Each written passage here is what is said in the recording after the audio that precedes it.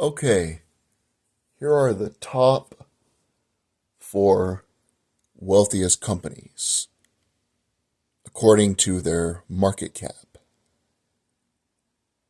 And I will relay to you what they all have in common after I name them. The largest is Apple. The second is Microsoft. The third is Nvidia. And the fourth is Amazon. What do all of these companies have in common? Look at their shareholders. The largest shareholders of Apple are Vanguard, BlackRock, and Berkshire Hathaway. Together combined, they own 60% of the shares of that company. Tim Cook, who is the CEO of Apple, surprisingly owns less than 1%. Microsoft. Vanguard owns 9.1%, BlackRock 7.5%, and State Street 4%. Nvidia, Vanguard, BlackRock. Last but not least, Amazon. Here's what's interesting about this. While Jeff Bezos owns 10% of the company, Vanguard owns 7.4%, BlackRock owns 6.1%, and the third largest is State Street. If you combine all three of those together, they own a larger percentage of Amazon stock than Jeff Bezos, which is crazy if you think about it. Most people, even people who are into the financial markets, would assume that Bezos owns the most stock. If you look at every major corporation, whether it's Burger King, Walmart, any corporation you want to think of, the largest shareholders typically are the big three. Now, they don't own an astronomical percentage, but together they own over $20 trillion in assets, which is larger than most countries. Now, think about this.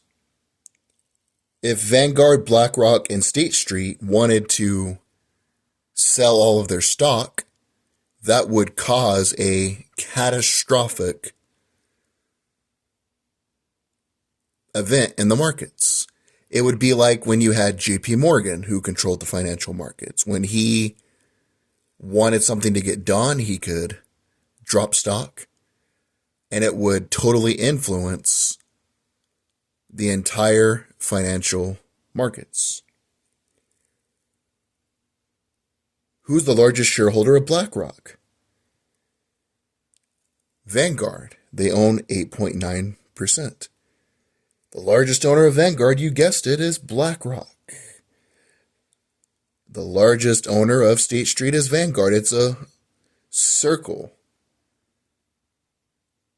BlackRock is owned by Vanguard. Vanguard is owned by BlackRock. And State Street is owned by Vanguard. This is how they make their money typically. They manage assets, pension funds, retired teachers, people that are needing their 401ks, insurance companies, retail investors, regular people. But, and we'll get into this momentarily, the majority of people who own stocks are not common people anymore. Corporations, governments. It's estimated, the latest data I could find, that the big three control 20 to 30% of all pension funds. And 81% of their revenue is investment services. Basically, this is the easiest way I can describe it. People give them their money, they invest it for them, they charge a fee, and if people give you trillions of dollars overall, the small percentage that you make from the fees is still a lot of money. Now, here's where it gets interesting, troubling, whatever adjective you want to use. 62% of Americans own stock. Pretty good percentage, right? Here's where the data gets troubling. Of that, 93% of stocks are owned by the top 10%, according to the Federal Reserve data. Let me reiterate that again. 62% of Americans own stock, but 93% of all stocks are owned by the top 10%, which is the highest ever. Basically, this is how it works. I'll just use BlackRock to make it easier. BlackRock gets money from wealthy individuals. They buy a percentage in every single company to a certain degree. And if they make money from that, the people that invest that money from corporate profits from the stock going up, that's how they make money that is managed. Instead of that money going to the people who produce the service, let's say ExxonMobil, instead of the profits from that corporation going to the people that work in the oil fields, that work on the oil pipelines, that drill for oil, it's funneled back in to the people who own the stocks, which is typically the 1% according to the Federal Reserve data, and it's a slush fund. And that's why, along with other reasons, you have more competition for labor. Again, I'm not here to say it's good or bad, but when you have women entering the workforce and you have low-skilled immigrants entering the workforce, you have more labor, but less of a demand for labor, but more supply and demand. That's a factor as well. But another factor is that instead of the money that is made from the products going back to the workers, or the workers owning stock, workers don't have stock options anymore like they used to. It all goes back to the 1% whose money is invested by BlackRock, State Street, Vanguard. And they own such a large percentage. If they were to simply sell their shares, it would cause a panic within the markets. It would discombobulate everything. I support the free market. I support capitalism. At the same time, this is way too much power in the hands of a small few. And unlike the people of the past, say what you want about Rockefeller, at least he produced oil, which is a commodity we use today. At least JP Morgan started corporations like US Steel, which built America. At least Henry Ford created the automobile, something tangible, something of value, something that we actually use. But all Larry Fink does is take money from pensions, take money from the 1%, invest it into these other companies, and then funnels it back to these people and makes a fee from using their money. And that's how the 1% get wealthier and the rest of us don't. In closing, I'm all for people who create a business where people demand their services profiting, but at least produce something of value.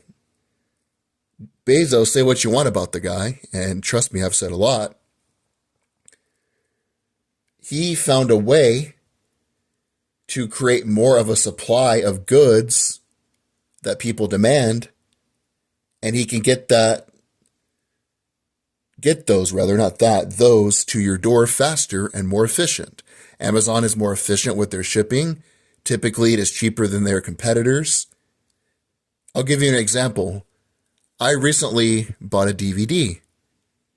If I really like a DVD and I think I'm going to watch it multiple times, I don't want to have to just buy this streaming service, just pay this amount of money. I'll just buy the movie so I can watch it when I want. I got the Batman movie. Great movie. I'm not into comic book movies, but that's the movie I got recently. I voluntarily chose to get that film.